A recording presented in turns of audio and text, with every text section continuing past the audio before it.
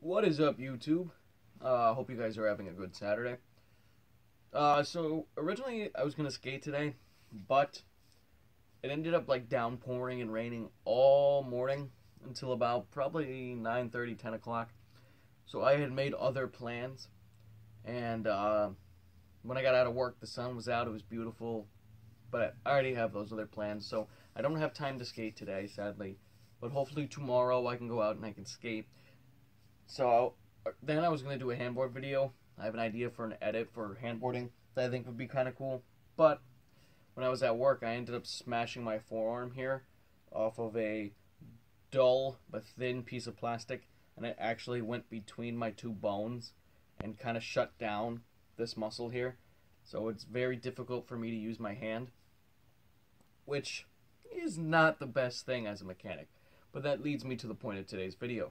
I'm going to talk about the pros and the cons and the in-betweens of being a mechanic as briefly as I can on each subject. So I'm going to start with the pros, then I'm going to start with the ones that hit pro and con, then I'm going to talk about the cons, and then a couple of my biggest pet peeves of the industry. So if you guys are interested in that, keep watching, but we're going to start right with the pros.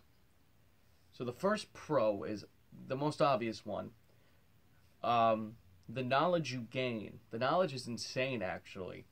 So there are thousands upon thousands of cars, and I probably know something about thousands of them. There is probably, say there's 3,000 cars, different kinds, types, makes, models. I've probably driven 2,000 at least of them, but there is some higher end ones, some that are only sold in Europe. Things that obviously I have never even seen, let alone driven. But the knowledge I gain at work is extremely extensive. So it usually takes doing it once before I can memorize it for life. The issue with that kind of though is that when I get home, my brain usually is like mush. Remembering who I am could be as difficult as, stuff like that. But definitely you're able to get this whole knowledge. So on your own personal vehicle, you can work on it. You can obviously save yourself a lot of money. If you want to do side work for friends, save them money, or to make money, you can do that just by doing it for a living, obviously. So that's, one of them. The second one is the other most obvious one, and I'm going to insert some photos after I talk about this. Sometimes you get to drive some pretty cool cars. Now I'm going to put in 3 or 4 photos. I have a folder on my phone that actually is labeled cars, and they're all cars that I've driven and all vehicles I've driven. But there's some that I don't have photos of, so I got to drive a Bentley, which was a $450,000 car. And I am a Pennsylvania state inspector. Now, some of you guys might not have a state inspection, but for me, for my job, when I inspect a vehicle, which is every year you get the inspection, I need to legally test drive your car up to a mile away from the shop. So you go a mile one direction, a mile back. Well, not far. You get to have some fun in some of these crazy cars. So I'm going to put in some photos, and then we're going to move right along to the pro and con ones. Because, interesting enough, I'm already out of the pros.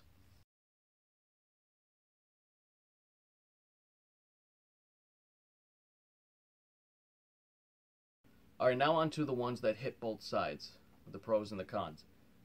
Tools are not supplied for you. Some of the bigger stuff, some of the scan tools, so the computer modulated stuff, that is supplied at most places, not all, but most. But a lot of the tools aren't supplied. So when I'm done talking here, I'll show you a photo of my 2 toolboxes that I have about $3,000 into. And while $3,000 sounds like a lot, it's nowhere near enough.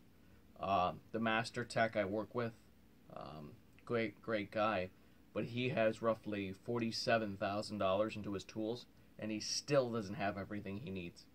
By the time a mechanic finishes his career, he usually has about 150-ish thousand in tools, and I'm trying my best not to take the route that most people do because Snap-on, which is a tool provider, they are the most expensive one. And the reason why you pay for that is because they actually come to you. You don't go to a store. They physically drive a truck around to you. But a wrench that costs $10 in Walmart to Snap-on cost about $250. So I've been trying to avoid Snap-on and go to stores, go online and buy all my stuff from there to save a lot of money. But I know one day I'll have to start buying from them. So that one, the reason why it's a pro and a con, because it's a lot of money wasted, and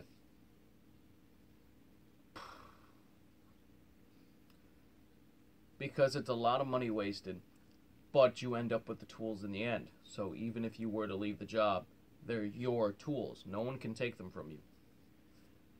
The next pro and con is long hours. So I put in 50-ish hours a week. I work 6 days a week. So most people work 5, most people do 40 hours a week.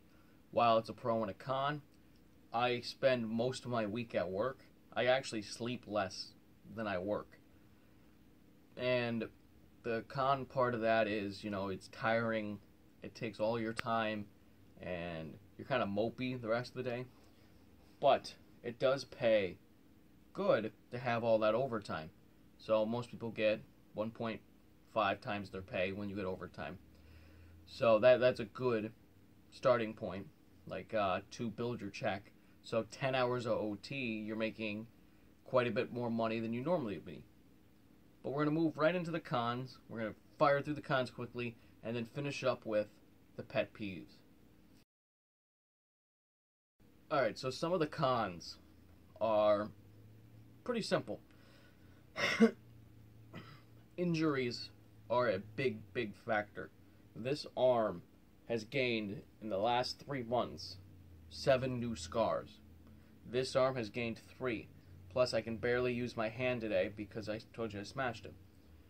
It is not uncommon to wail your head. I have 2 huge lumps that won't go away because I keep smashing them off of beams and stuff like that. So injuries are the biggest factor. When you work with tires a lot, so if you're a tire shop, back injuries, those are the most common ones. And I have been injured in many, many different ways in the field. So that's kind of a thing that sucks. Another con, every time you learn something new, if you work in a dealer where you're going to deal with brand new cars, every time you learn something new, it only takes a year for that to change. So new technology in the automotive field comes out every year. When I originally started in the field, it was every 7 years. But now it's every year. So keeping yourself updated on things, and especially with, I told you guys I'm a state inspector, it is difficult to keep up with that because every year, or even throughout the year, they are changing policies. So for window tint, you used to fail inspection if you had it on your windshield. Then they made it, as long as you didn't have it on your windshield, you passed, you could have it on all the other windows. But now your passenger window and driver window can't have it. Now they made it your rear can't have it. Now your rear can't have a sticker. So there's many different things that just constantly change that make it very, very difficult for me to keep updated on everything. Another con is, I'm sorry, I just got out of work and my brain is, like I said.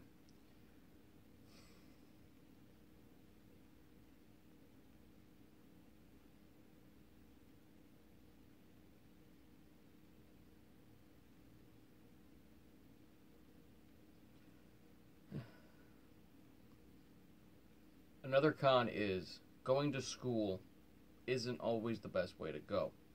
So I attended Penn College of Technology. Some of you guys may have seen that. That's where my videos started. And that's where I learned the big chunk of my automotive career, most of my knowledge. Now, the issue was when I got out into the field, no one wanted me. No one cared I had a college degree. They wanted experience, which I was lacking because I went to college. So I had to start at the bottom anyway and work my way up. And on top of that, No one trusts you when you start.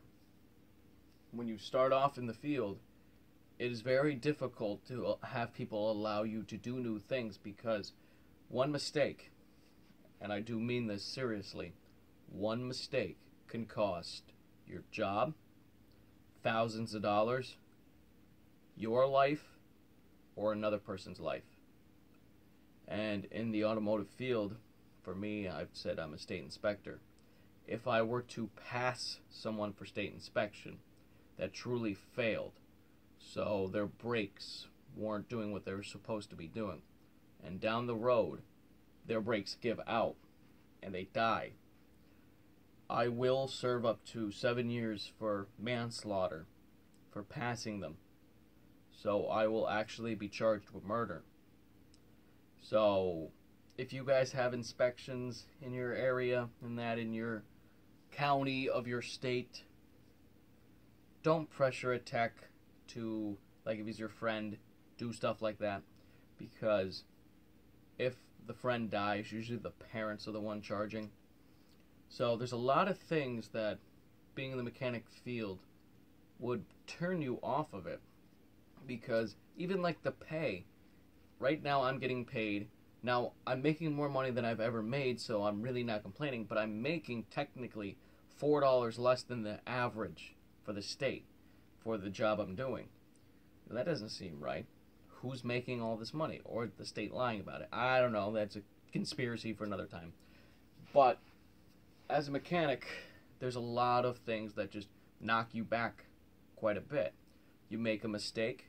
Now, you could be a mechanic for 10 years and never make a single mistake in your life, and you're the best mechanic in the entire world, and no one could ever compete with you. And you make one mistake, and you could be fired, arrested, or just treated so poorly that you start to hate everything.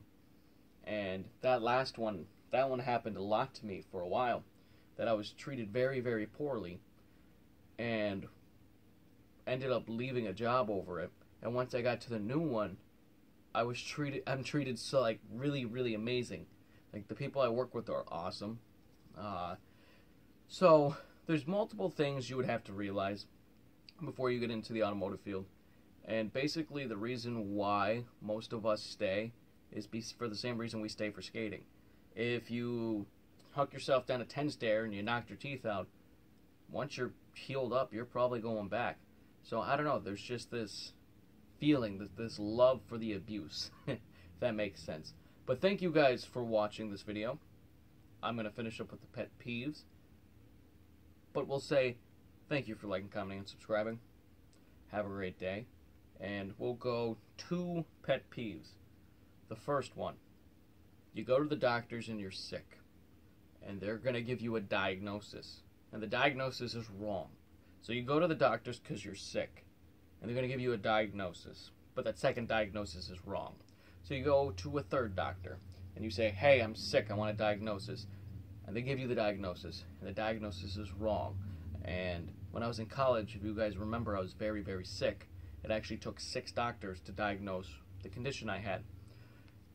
Well, in the automotive field, when you bring your car in, I'm given 30 minutes to diagnose your car. And if I'm wrong, we pay for it. That's just how most places are. So if you say, oh, I think it's this, and it turns out to be that, the customer paid for this, but you're paying for that. So it's unfair to me that doctors get to practice medicine, and as a mechanic, we need to be definite. And cars are always changing. For the most part, the human body isn't. So that one really gets under my skin. The second thing that gets under my skin, people who do basic mechanical work and believe that they are more of a professional than I am. Now, I do not mind talking cars with people, but sometimes I start to get aggravated when I have a friend or someone I just met find out what I do, and all they want to talk about is cars. Now, when I'm at work, it's a different story, or if I'm with friends who work in the automotive field, it's a different story. But just because you attempted your oil once and had to have your vehicle towed doesn't mean we're equals in the sense of my profession. I'm not trying to be arrogant, I'm just saying that I am the mechanic. So that one really gets under my skin. I deal with that a lot. And there's a dual edge to it also, people constantly asking for free work. One, I don't even want to touch a car when I'm outside of work. They become such a headache and such a pain that when you get out, you really don't want to do it. Usually, I'll actually pay for people to work on my car. Usually at the place I work at, but because I don't want to do it outside of work. So, like I said before, guys, have a great day. I hope you enjoyed the photos. I hope you enjoyed me talking. And that's about it. Stay tuned for the bonus clip. I believe I still have an Insta edit that just went up last night that I'll play for you guys. And I'll see you tomorrow.